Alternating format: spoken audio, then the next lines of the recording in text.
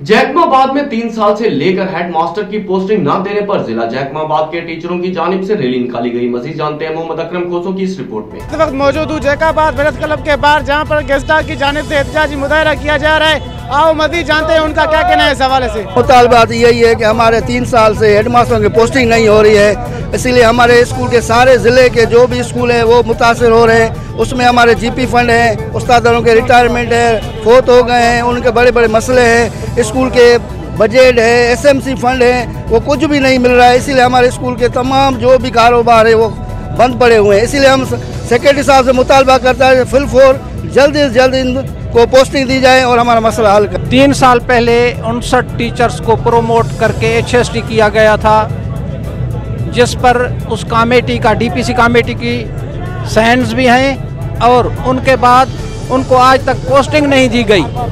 उसकी वजह से सारे सीनियर जो टीचर बैठे हुए हैं उनकी सीनियरिटी तो बन गई है, लेकिन उनके प्रमोशन नहीं हो रहे हैं। इसी वजह से हमारा ये मुतालबा है कि जिनको नोटिफाई किया गया है इनको पोस्टिंग दें। जैसे पीछे वाले बैठे टीचर हैं उनकी DPC हो और उनकी भी तरक्की हो सके। हमारे मुतालबात ये हैं कि 3 साल हुए हैं, हेडमास्टरों का जो है वो आर्डर जारी नहीं किया है। तालीम सेक्रेटरी जो है वो जानबूझकर जो है ये आर्डर जारी नहीं कर रहा है और हाथ से जो है तालीम का जो है वो बेड़ा गर्क कर रहा है। मैं तालीम सेक्रेटरी को और वज़ीर तालीम को ये अपील करता हूँ कि खुदारा जो जायज़ आर्डर हैं हेडमास्टरों के वो जारी किया जाए और सिंध की तालीम को जो है वो बेहतर से बेहतर किया जाए।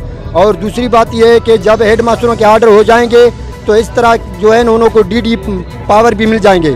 और काफ़ी जो हमारे असातिज़ा हैं वो रिटायरमेंट हुए हैं, वो भी बेचारे परेशान हैं, उनके बच्चे भूख से मर रहे हैं। इसलिए खुदारा इस जो है बात को सीरियस लिया जाए और जायज़ उस्तादों का जो मुतालबा जो है पूरा किया जाए।